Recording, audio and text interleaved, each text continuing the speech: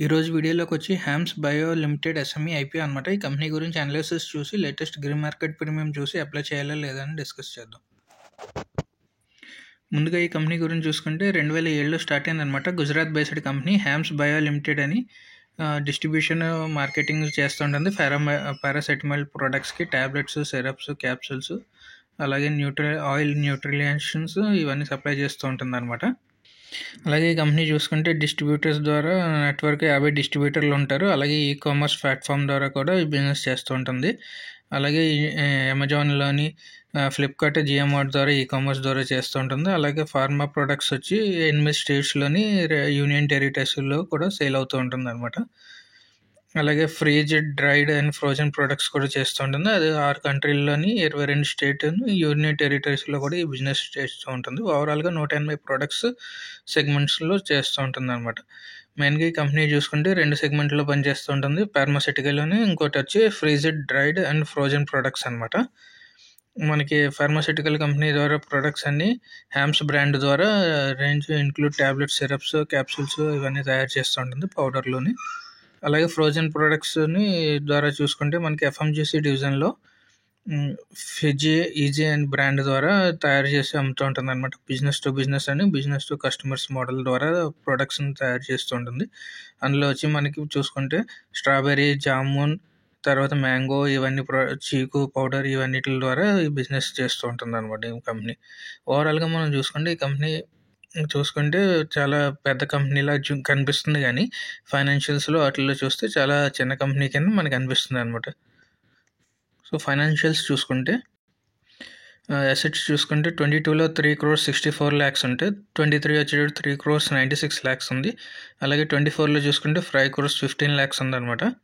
అలాగే అక్టోబర్ క్వార్టర్లో చూసుకుంటే 6,44 lakhs ఉందన్నమాట.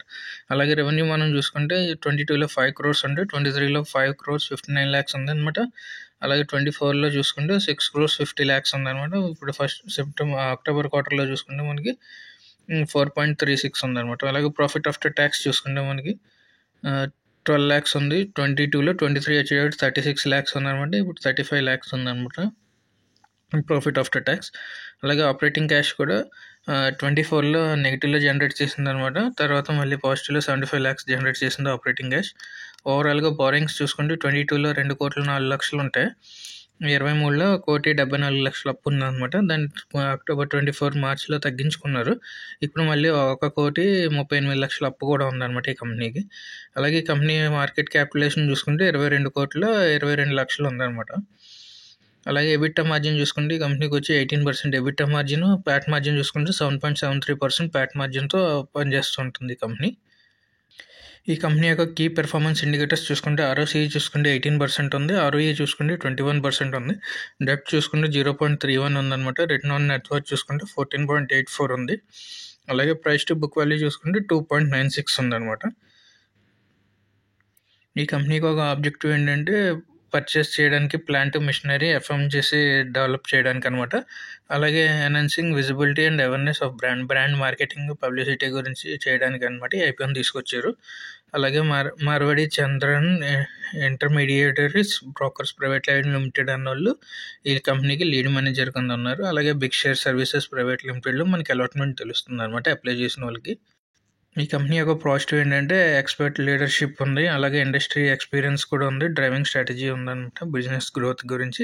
అలాగే డిస్ట్రిబ్యూషన్, నెట్వర్క్, ఎక్స్పెన్సివ్ ఈ రీటైలింగ్ ప్రెజెన్స్ కూడా ఉందన్నమాట. దీని ద్వారా ఏంటంటే డైవర్సిఫైడ్ రేంజ్ ప్రొడక్ట్స్ అనేది సప్లై చేస్తూ ఉంటుంది ఆన్లైన్ ద్వారా, నార్మల్గా కూడా. అలాగే గ్లోబల్ కస్టమర్ ప్రెజెన్స్ కూడా ఉండడం వల్ల మంచి రిలేషన్షిప్ కూడా ఉంది. అలాగే అన్ని కంట్రీస్లో బిజినెస్ చేయడం వల్ల దీనికి బ్రాండ్ ఐడెంటిటీ కూడా ఉంటుంది అనమాట. ఇవన్నీ పాజిటివ్స్ కింద. నెగిటివ్ ఏంటంటే ప్రాఫిటబిలిటీ కన్సర్న్ ఉంది. అలాగే ఐపీఓ కూడా చిన్న సైజుగానే తీసుకురావడం వల్ల ఇది కొంచెం రిస్కీ అని చెప్పి మనం అనుకోవచ్చు అనమాట. ఇది ఐపీఓ సైజ్ కూడా తక్కువ, అలాగే మార్కెట్ వాల్యూ కూడా దీనికి తక్కువ ఉందన్నమాట. ఐపీఓ ఒక టైం లైన్ చూసుకుంటే 13 డిసెంబర్ని ఓపెన్ అవుతుంది, 17 డిసెంబర్ని క్లోజ్ అవుతుంది అనమాట. లిస్టింగ్ మనం చూసుకుంటే 20 డిసెంబర్, అలాట్మెంట్ చూసుకుంటే 18 డిసెంబర్ అనమాట. ప్రైస్ బ్యాండ్ చూసుకుంటే మనకి 51 షేర్స్ ఉంటాయి.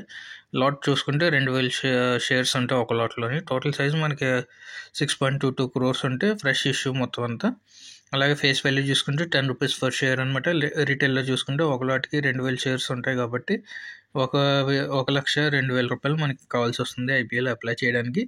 అలాగే వెబ్‌సైట్ చూసుకుంటే మనకి బిగ్ షేర్ సర్వీసెస్ ప్రైవేట్ లిమిటెడ్‌లో మనకి అలాట్‌మెంట్ తెలుస్తుంటుందనమాట.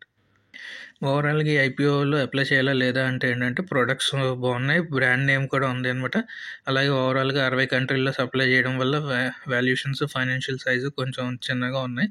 అలాగే ఎవరైతే రిస్కీ ఇన్వెస్టర్స్ ఉంటారో అప్లై చేయాలని చెప్పి వాళ్ళైతే అప్లై చేసుకోవడం మంచిదనమాట.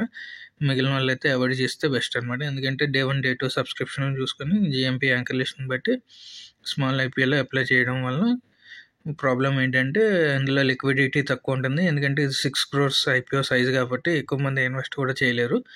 దానివల్ల ఏంటంటే లిక్విడిటీ ప్రాబ్లమ్ ఉండడం వల్ల అప్లై చేసిన తర్వాత లిస్ట్ అయిన తర్వాత మనం బై చేయాలి, సెల్ చేయాలనుకున్న ఛాన్సెస్‌లో బయర్స్, సెల్లర్స్ దొరకకపోతే మనం ప్రాఫిట్ బుకింగ్ చేసుకొని ఎగ్జిట్ అయ్యే ఛాన్సెస్ తక్కువ ఉంటాయన్నమాట.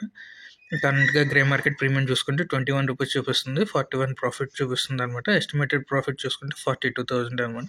దాన్ని బట్టి ఎవరైతే రిస్క్ ఇన్వెస్టర్స్ ఉన్నారో డబ్బులు ఎవరి దగ్గర అయితే ఉంటాయో ఆళ్ళైతేనే ఈ ఐపీఓలో అప్లై చేసుకుంటే మంచిదనమాట. లేదంటే ఎగ్జిట్ అప్లై చేయకపోయినా మంచిదనమాట. Thank you for watching.